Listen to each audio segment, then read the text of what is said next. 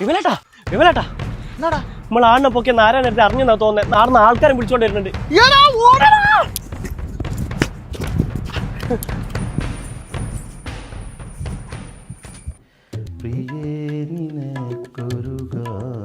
കുട്ടാട്ടാ പുറത്തുനിന്ന് എന്തോ ഒച്ച കേൾക്കുന്നുണ്ട്.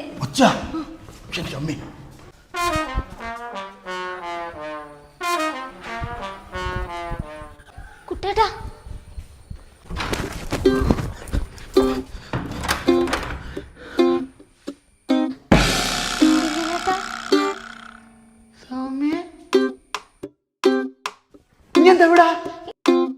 ഇങ്ങളെന്താ ഇവിടെ? ആദ്യം ഇങ്ങെന്താ എവിടാന്ന് പറ.